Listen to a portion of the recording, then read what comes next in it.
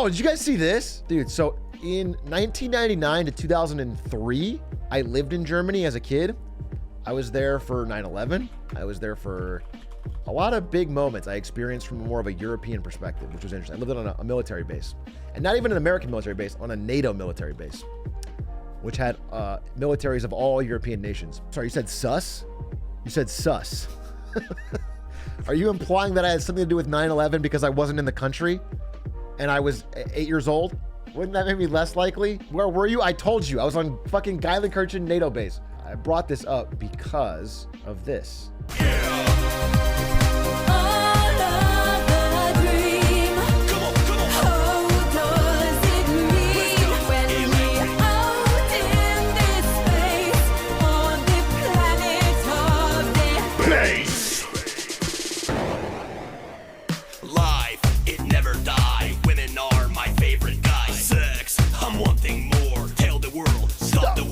This thing fucks, dude.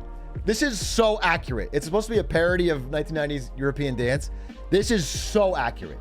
It's just, I mean, this is one of the best parodies I've ever seen in the history of the internet. It's so fucking good. It's so spot on. It like triggered something in my brain that I forgot about. Like shit like this would be on at the dentist. When I was a kid, you go anywhere. I was in 90s Europe, dude. And this is in the fucking dentist. This is in the fucking, like at schools. This is every fucking where they'd play this type of stuff. It's so accurate. Hail the world, stop the war. Like the random line about stop the war they throw in to make it seem more, and like her singing, which is like the slightly off English. Dude, it's beautiful. I was so impressed. I listened to this probably like fucking 30 times. Yo, Big A, our dads knew each other. We were in Germany from 1996 to 2000. That's kind of sick. So when I worked at Twitch, we hired you know how like Major Nelson was like the Xbox guy for a while? He was like the face of Xbox. He would go to all the things. Well, the CMO of Twitch was like, we need our own Major Nelson. We need like a Twitch guy that goes to things and is like our community guy. And so we hired this guy, Jordan Taylor, really good guy. I've told a story about how I got incredibly drunk with him one time and threw up on the streets of San Francisco. But this guy, we hired him. He actually, I think he created, it was like a DayZ Survivor Games. Did anyone ever hear of Survivor Games? It was like the first battle royale. It was like a DayZ H1Z1, that's what it was. Yeah, it was like a H1Z1 streamers, I don't know, some kind of thing. He created that and made some money off it too, which is cool. So that ended up causing H1Z1, which led to PUBG. Whatever, we hired him. He's a good guy, I liked him. But it turns out he's ex-military. So that's where this fucking tribal tattoo dumbass shit comes from. He was like an enlisted kid at 18 who was stationed in Germany. And it turns out he knew my dad because he served under him. And he said, I hated your dad. Your dad was a fucking hard ass. And I was like, bro, tell me about it. I had to live with him. It was incredible. It was an incredible coincidence. Big A's dad doesn't miss. But my dad's a huge softie now. It's so funny. He's such a softie now. He used to be such a fucking stereotypical military tough guy.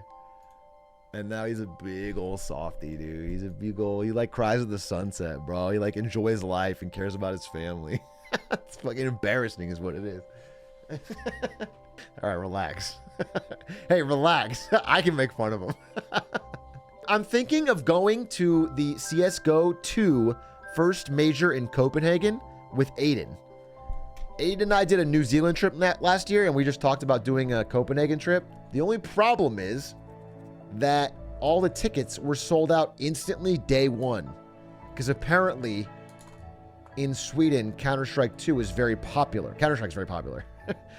And not only are they sold out, but they're not even having any for resale.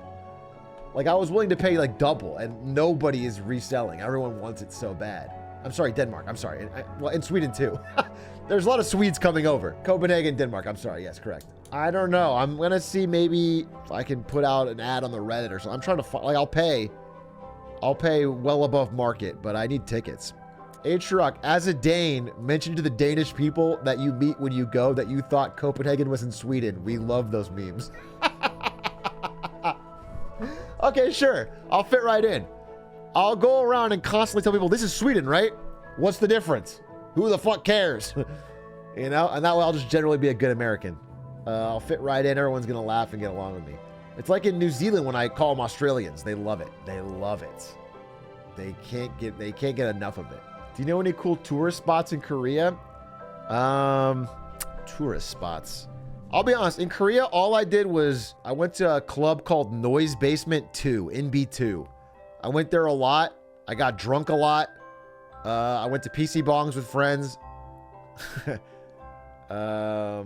Like tourist stuff is probably the DMZ. But all I did was drink. In Korea, all I did was drink and skateboard and...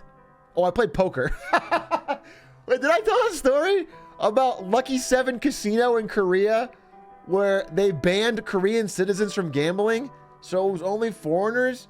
And I went there and it had a giant fucking wall-to-wall poster of Robert De Niro that was completely unlicensed. It was like Robert De Niro badly photoshopped holding a Lucky 7 Casino card. And it was like just for foreigners to come lose money. Okay. And I would go there every day and I would play the minimum bet because they had this menu of free food items. And I would get the banana split sundae, which is like 3,000 calories. And I would just wait for them to deliver that because it's free as long as you're gambling. And then I would eat the full banana split sundae and then just bet the minimum and then leave. No, I never won it. I was a terrible poker player, dude. I was terrible. Everyone lies and says they would have made it in poker. I'll tell you right now, I wouldn't have. Am bad and was bad. Did you eat enough food to make them lose money? If I stuck to my system, I would have. But instead, I would get bored and I would go all in a lot. And then I would lose that money. And then I'd be like, well, they kind of beat me. But if I had stuck to my system, which I did sometimes, I would make a profit on the day by eating a lot of good food. So you were just paying for the food with extra steps. Yes. Yes. In a roundabout way, I was going to a very expensive Sunday shop consistently and eating a lot of unhealthy food in a roundabout way.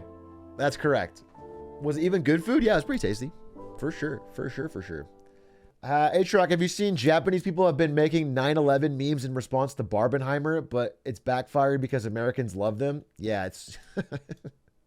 I did see that. I don't think it's a widespread thing in Japan to make 9/11 memes, but I don't think they do realize that Americans love 9/11 memes. It's one of our favorite things to meme about.